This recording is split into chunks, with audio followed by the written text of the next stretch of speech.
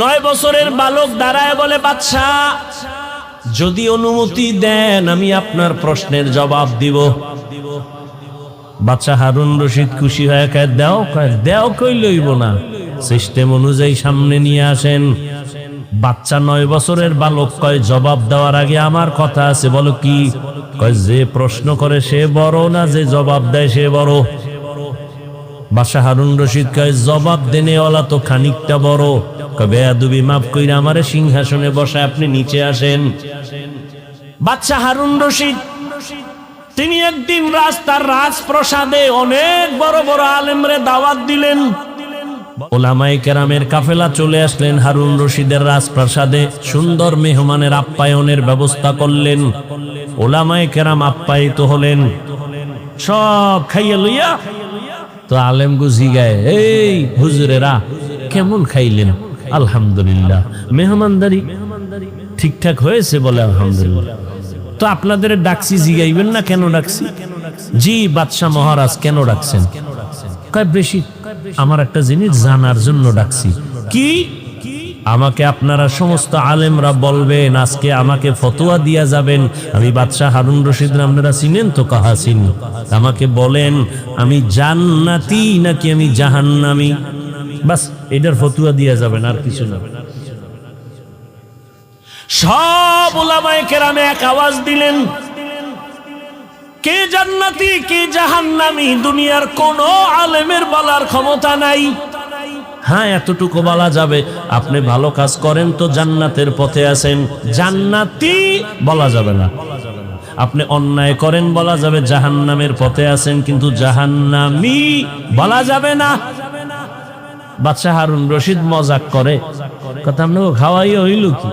জান্নাতিও বলতে পারবেন না, জাহান্নামীও বলতে পারবেন না, তা আমি আপনাকে খাওয়াইয়া লাভ হইল কি? দুঃখ,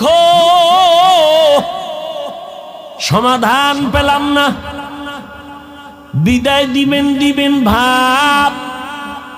ঠিক এমন সময় উলামায়ে কেরামের মজলিসে একেবারে পেছন থেকে 9 বছরের একটা বালক দাঁড়ায় গেল। বালক দাঁড়ায় বলে, বাদশা বেয়াদবি যদি ক্ষমা করে দেন আপনার প্রশ্নের জবাবটা আমি দিব। 9 বছরের বালক দাঁড়ায় বলে, বাদশা যদি অনুমতি দেন আমি আপনার প্রশ্নের জবাব দিব। বাদশা হারুন রশিদ খুশি হয়ে কয়, দেও কই লইব না, সিস্টেম অনুযায়ী সামনে নিয়ে আসেন।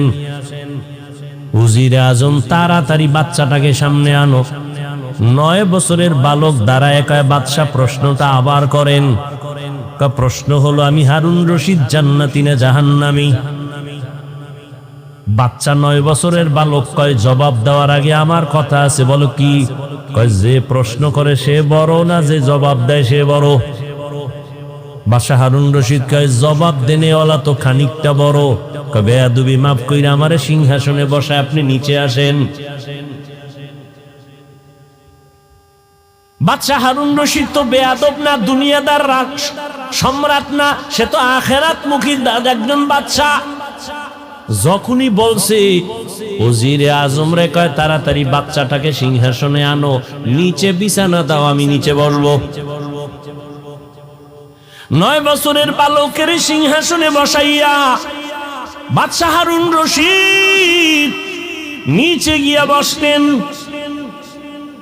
এবার বাচ্চা 9 বছরের বালক সিংহাসনে বইয়াই ডাক দিয়া কয়, রে বাদশা বেয়াদবি মাফ করবেন।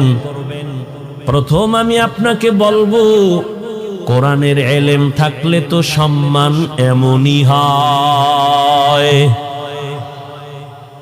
বুঝেননি কিছু? 9 বছরের বালক প্রথম ইনজেকশন দিয়ে দিল। কোরআনের ইলম থাকলে তো সম্মান এমনই হয়। এত বড় নামি দামি বাদশা নিচে বসিয়া